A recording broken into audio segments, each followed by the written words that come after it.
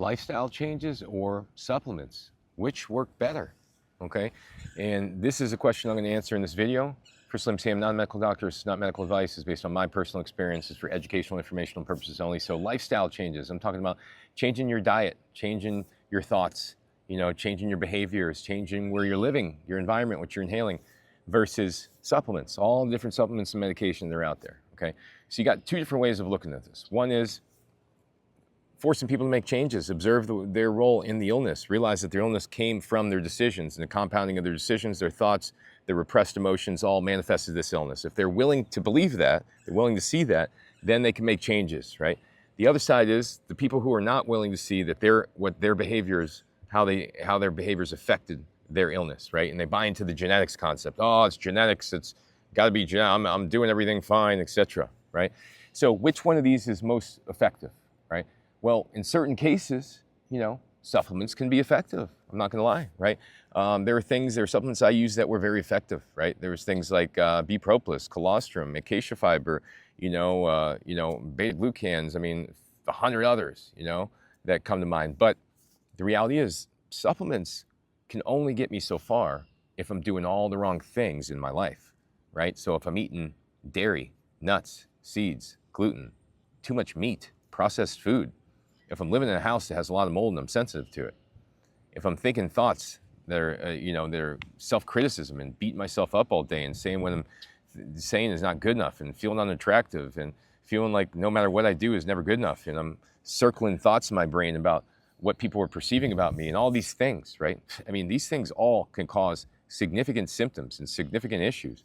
And the reality is, supplements can help, medication can help at times to mask some of these things temporarily.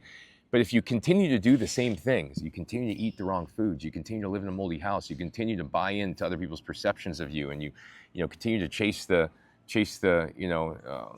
approval of others, and chase the acquisition of wealth and all these things, if you start to prioritize other things over your health, then you're always going to be relying on supplements and medication to try to save you, right?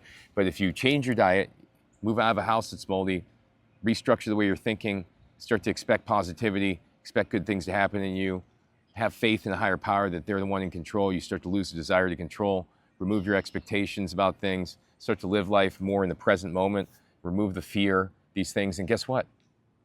You may not even need supplements. You may not even need medication, because these things, once again, are the root causes of the illness.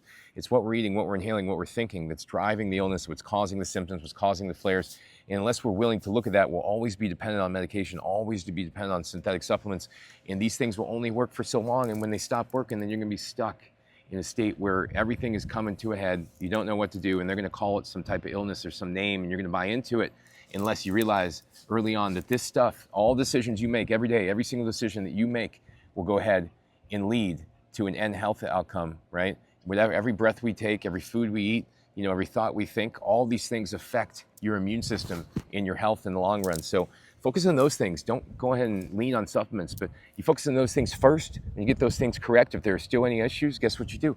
You use supplements. You go ahead and use the right things to be able to heal you based upon what your remaining symptoms are. But if you're having food sensitivities, you're reacting to mold, you're having emotional triggers that are all causing you to experience symptoms, how are you going to treat that with supplements? How are you going to do that? You can't, because you're going to continue to experience the same things that are triggering you, and that's what's going to limit you from healing. So thanks for watching, everybody. I want to go ahead and compare lifestyle changes versus supplements. Which one's going to be better? Which one do you want to use first? Lifestyle changes. Next, what do you want to do? Supplements after, don't forget about meditation, everybody. Deep breathing, because that's absolutely critical. And I would even do that before the supplements, quite frankly.